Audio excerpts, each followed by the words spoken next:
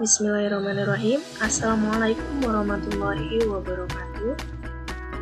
Nama saya Indah Lestari dari kelas 7 APMA Universitas Bina Bangsa.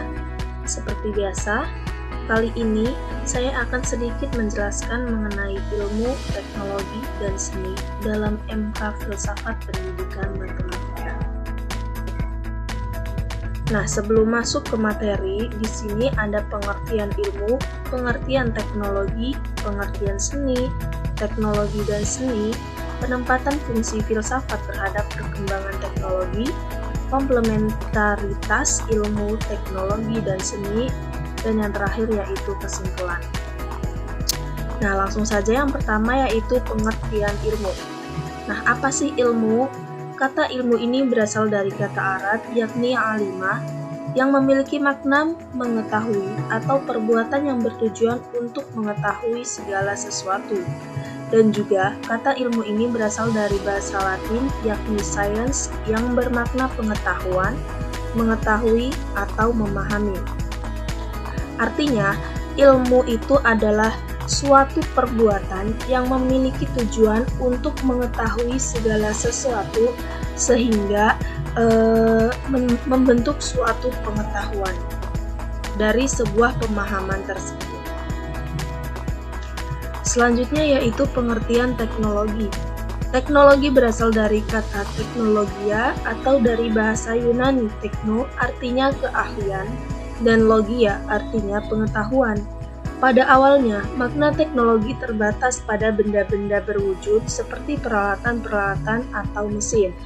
Intinya, teknologi itu adalah suatu pengetahuan atau akal pikiran kita sehingga membentuk suatu benda-benda dari keahlian yang kita miliki.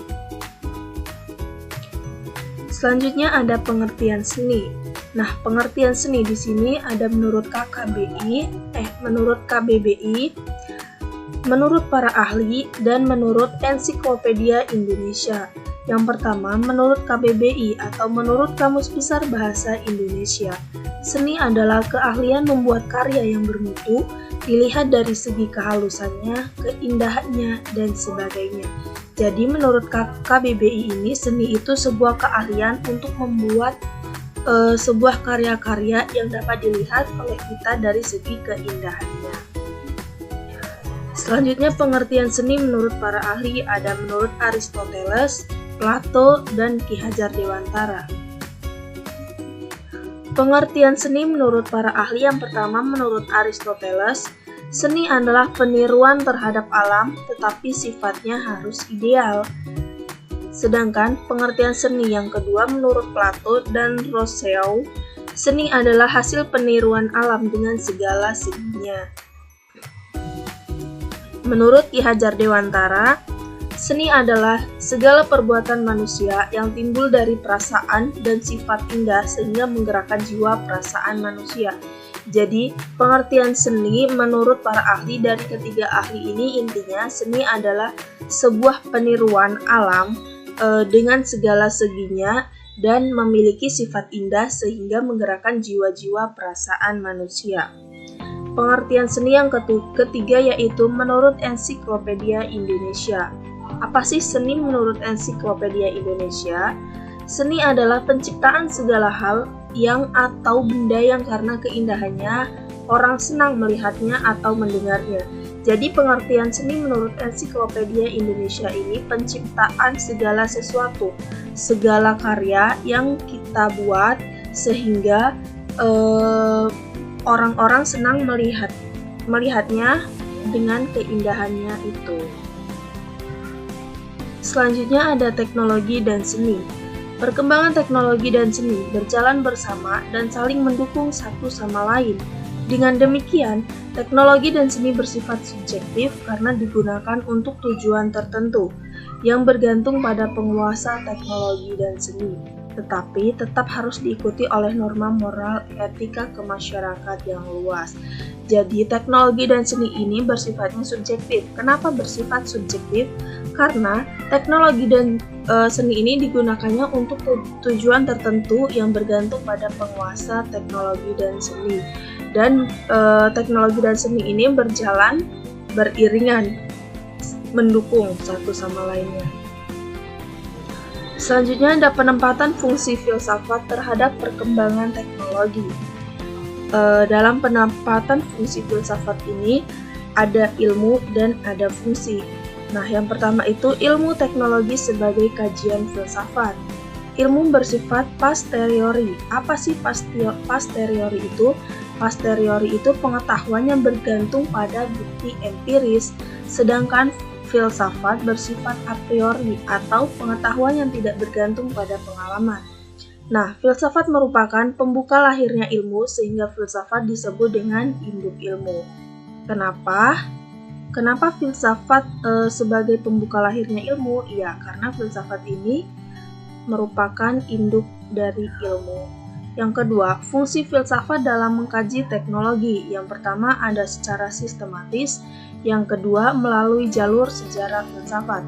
Nah, fungsi dalam mengkaji teknologi dan seni secara sistematis.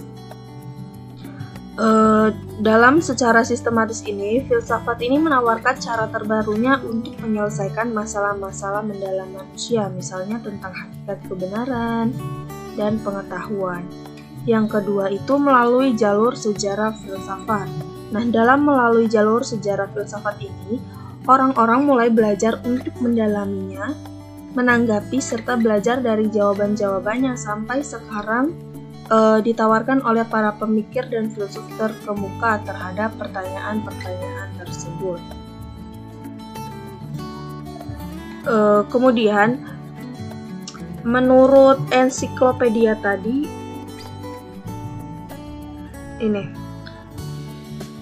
menurut ensiklopedia Indonesia, seni itu mengandung 3 faktor utama.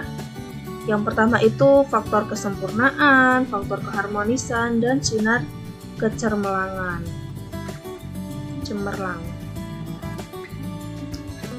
Selanjutnya itu ada teknologi yang humanis. Humanisme merupakan filsafat hidup yang pada intinya adalah memanusiakan manusia.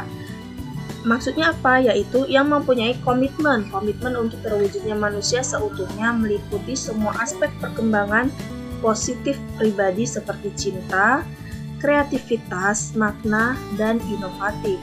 Teknologi yang humanis ini teknologi yang dapat digunakan sesuai dengan kaidah-kaidah humanistiknya. Jadi intinya itu memanusiakan manusia dengan cintanya, kreativitasnya, maknanya, dan inovatifnya.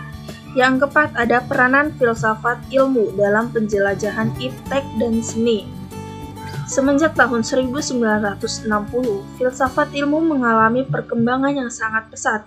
Nah, jadi pada zaman ini, pada peranan filsafat ilmu dan penjelajahan iptek dan seni ini mengalami perkembangan yang sangat pesat pada tahun 1960. Dan kemajuannya ilmu, teknologi, dan seni ini dapat berubah menjadi suatu kenyataan. Kesuksesan manusia dalam menciptakan teknologi-teknologi raksasa ternyata telah menjadi bumerang bagi kehidupan manusia itu sendiri. Selanjutnya ada komplementaritas ilmu, teknologi, dan seni. Ketiga ini, yaitu ilmu, teknologi, dan seni ini hubungannya sangat erat, saling membutuhkan, dan saling mempengaruhi. Intinya saling beriringan. Kenapa? Karena ilmu ini mempelopori penemuan-penemuan teknologi. Begitu pula dengan teknologi, tanpa dibarengi dengan seni akan gersang penampilannya. Makanya, ketiga ilmu, teknologi, dan seni ini hubungannya yaitu sangat erat dan saling membutuhkan. Selanjutnya yaitu tanpa ilmu ini tidak akan lahir teknologi, dan tanpa teknologi ilmu sulit berkembang pesat. Baik ilmu maupun teknologi memerlukan sentuhan seni dalam pengembangannya. Ilmu ini sebagai suatu badan pengetahuan, sedangkan teknologi dan seni yaitu saling berinteraksi dengan ilmu itu sendiri. Seni ini memberikan sentuhan pada penampilan bentuk dan teknologi memberikan sentuhan pada proses mewujudkan bentuk tersebut. Nah, jadi kesimpulan dari ilmu, seni, dan teknologi adalah ilmu itu merupakan bagian yang esensial bagi manusia. Kenapa? Karena ilmu merupakan hasil dari berpikir manusia itu sendiri, dan salah satu hal yang membuat peradaban manusia semakin berkembang adalah pengetahuannya tentang teknologi, pengetahuannya untuk menciptakan seni-seni sehingga orang senang melihatnya. Dan teknologi merupakan perkembangan suatu media atau alat yang digunakan dengan lebih efisien guna memproses serta mengendalikan suatu masalah. Dan seni dapat diartikan sebagai sesuatu yang diciptakan manusia yang mengandung unsur keindahan. Ilmu pengetahuan dan teknologi atau biasa disebut dengan iptek sangat berpengaruh terhadap kehidupan manusia. Kenapa? Dengan adanya perkembangan iptek ini, manusia mendapatkan berbagai kemudahan dalam melaksanakan kegiatannya sehari-hari. Terima kasih, mungkin itu saja yang dapat disampaikan dalam kali ini. Kurang dan lebihnya mohon maaf. Wassalamualaikum warahmatullahi wabarakatuh.